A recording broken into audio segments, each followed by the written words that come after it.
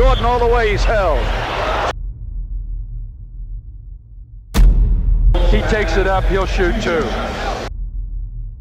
Larry Bird seems to be forcing going to the hoop. He must have something to prove here tonight. I don't know. As soon as Michael Jordan entered the league, Larry Bird and the Celtics were coming off of an NBA championship, and Jordan got to see Bird's greatness up close and personal. And although Michael Jordan was averaging 28 points, 7 rebounds, and 6 assists per game, the Celtics were about to give this rookie his welcome to the league moment. And lesson number 1, Larry Bird is the best player on the planet, and he can do whatever he wants to on the court. As the Bird shooting. Larry's coming off a 40-point night in Denver. Looks like he's picking right up where he left off. Marty Glickman doing the play-by-play. No need to identify that last one. That's Bird. Way out. Three-pointer. He's got it. Sometimes it's better to be lucky than good. Larry Bird right there. They'll ask him after the game if that was a banker. I don't think so. You see a slight smile on his face. Lucky? Lucky? Was Larry Bird lucky, or was he just really that good? Here's one story that probably not too many people know. We're warming up way before the game, and so he's just out there, practice, banking a couple in practice, three-pointers on, and, he's either talking to a coach or talking to a trainer on the other team. He's chirping back and forth with Larry. You're not gonna make any threes tonight, Larry. And Larry goes, yeah. And Larry goes, I'm gonna bank one in on you guys tonight. So later on in the game, and we have a timeout, and we come back to the huddle, and I go, Larry, you haven't banked one in yet. You remember you bet $10 with the trainer down there? Oh yeah. And I swear, within a minute he banks one in. No need to identify that last one. That's Bird. Way out. Three-pointer. He's got it. Sometimes it's better to be lucky than good. Larry Bird right there. They'll ask him after the game if that was a banker. I don't think so. You see a slight smile on his face. From the outside looking in, it looks like a lucky shot. But as Quinn Buckner recalls, while playing with Larry Bird on the Celtics, Larry Bird did this kind of thing all of the time. When I got to Boston, he was the first person I went to. And I got to watch him in his heyday. And I'm telling you, what you saw in the game wasn't even close to what he did in practice. Really? I can't even tell you the kind of – I'll give you an example, and this is just a small example. If you're playing, shootout where everybody has to shoot the ball at the basket and try the first one to get them in, Larry could literally hit your ball in the air and knock his in the basket, and would do that. If you're about to win, he would do that. He'd hit your ball in the air and let your ball knock his in the rim. Wow. Deflected off your ball. Off your ball. Yeah. It's incredible. And he did things like that when he just felt like being basically superior because he was good enough that he could do all of those things all the time. And during this three-point shootout, as Larry Bird hit 11 straight threes, he decided to hit one off the backboard just for fun. Oh, wait a second, off the glass. So was it luck or skill? Well, don't take my word for it. Take it from Michael Jordan himself, who played against Larry Bird when Larry was at the peak of his powers. I get so many questions about Larry Bird. And the thing is, was he really that good? I said, yeah, he was really that good. White, black, green, and yellow. He was really that good. When you see a player like Luka and you see a player like Dirk, they're great players, but they're not Larry Bird by no means. And you have to have a great appreciation to play against a guy who athletically every single night, he was at a disadvantage, but yet mentally and the way that his work ethic was, he was way above the game. He was way above everybody else. Here's Jordan driving. Oh, can he hang? Hang. A running right-hander from the left side. And there's Bird. Light him up. He's got 11 points thus far, and the Celtics lead by 9. He makes them up as he goes along. Shaquille O'Neal thought that Larry Bird was a lucky shooter as well, until he saw it up close and personal. And you missed Bird, right, by a year? Yes, I missed Bird by a year, but I wasn't a fan of Larry Bird growing up because I thought everything he did was lucky. But then when I had a friend, his name was Mitch Rouse. I was Magic and Mitch was Bird. And Mitch could do the same thing Bird. Mitch had the long hair and he did everything Bird did. One day we was playing a 7-game series and it was tied 3-3. And he shot that same over the backboard shot that Bird hit. I was so mad. We instantly got into a fight. But, when I started, getting over and, seeing guys put in the work, I realized that, hey, he is one of the greatest players ever, and it's not luck. It's all skill. We're not calling that many fouls tonight. Bird underneath and deep. How he protected that ball. Did you notice he protected it with his body and laid it in left-handed as he banked it through? Boston playing a little bit. Again, Bird. Larry Bird has made his mind up that he is going to do it tonight. He's firing him up. He's got 17. And though Larry Bird would always carry the Celtics to a big lead, when he came out of the game, his teammates would do stuff like this. Wedman with it. Underneath. Ainge with an air ball. Second personal foul for Jordan. Wedman all the way in. Celtics still by 9, missing a few bunnies here tonight. Ainge underneath. McHale lost it.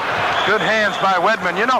When Larry Bird goes out of the game, the Celtics will lose a lot of things because Bird does a lot of intangibles. But even if his teammates were too clumsy to handle Larry Bird's passes, Danny Ainge back there. There's Bird with it. Nice pass underneath. McHale missed it. Blocked by the rim. or too nervous to finish wide open layups at the basket. McHale again. Nice head fake. Oh, he blew another one. That's 2 relatively easy shots he missed. Larry Bird made sure to elevate his teammates. Rebound to Bird. Up to Ainge. Great play. Beautiful play. Perfect pass. Let's look at it. Larry Bird can only play forward. He might be able to play quarterback. Like in college when he took Indiana State all the way to the national championship game with no other stars on his team.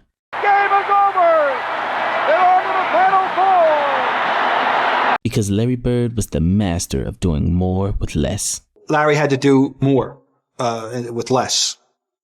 I think, frankly, that Larry Bird getting the 1978-79 Indiana State team to the finals with a 33-0 record is the single greatest personal achievement in the history of college basketball. But Shannon, you grew up a fan of one Larry Joe Bird. And I got to tell you, the harder I look at what Larry Bird did with an Indiana State team, Larry Bird went from French Lick, Indiana to Terre Haute, Indiana. And you know how I always joke about how Tom Brady would go out before games and pick 3 guys from Dorchester and say, you 3 guys, come down here and you're going to be my receivers. Well, Larry Bird basically picked 4 guys from Terre Haute and said, you guys come out here and let's go try to win the NCAA championship. And Larry Bird took them to 33-0. And when you look at what they did, we've never seen anything like that. It's just hard to go that far with that little. And Larry Bird did so much with so little. And just like he did in college, Larry Bird came in the NBA and took the second worst team in the league to a championship in only 2 years, completing the greatest single season turnaround in NBA history in only his rookie year. And the only reason that you know any of the other Boston Celtics players of the 80s is because Larry Bird took them to heights that they would have never reached without him. No, it was an air ball. It was only 7. Hit the rim. Bird scores. Bird has scored 30 or more points in his last 5 games. He now has 30 points, and there's still the 4th quarter to go. The other night, Larry Bird had 30 points, 12 rebounds, 10 assists, 9 steals in 3 quarters, and sat out the 4th quarter. Is that some kind of game? Could have been the first quadruple double ever. That's what I heard.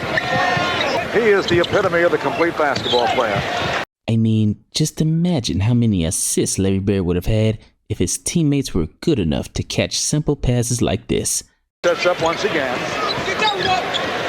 Good pass to Parrish. Parrish was not expecting it. Or finish simple plays like this.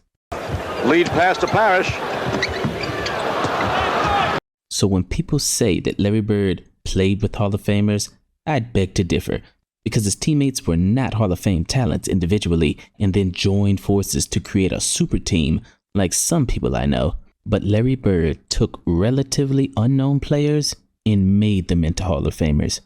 Big difference. Because when Larry Bird is on your team, everybody wins. And he taught Michael Jordan that the hard way. Ainge with it, and now Johnson, and now Bird. You know, when he throws them up, it doesn't look as though he can miss. When he misses, it's surprising. Bird for three. Oh, it's blowout time. The Bulls got to be very careful. Now Bird has room. Well, super job. Nice down screen by Parrish. Well, Larry must have made his mind up to fire it tonight, because he's taking shots from everywhere. And while Michael Jordan was forcing up shots on double and triple teams, Jordan forces a jump shot, no good. Larry Bird was getting open shots after a picture-perfect fast break. 38 to go in this game. Well, Jordan all the way. Off the glass, all right. McHale up to Ainge. Fast break, 4 on 3. There's Bird. Bird has 32. Picture-perfect fast break. Ainge to the open man on the wing. 96-81, Boston. But as the Celtics took their foot off the gas, the Bulls started to get a little bit of life. Haley down the middle. There's Jordan. Woo! That's Michael Jordan. 11-point lead for the Celtics again now with 2 minutes and 55 seconds to go in the game. Because whether you double team him or triple team him, Michael Jordan is still Michael Jordan. Jordan looking to operate.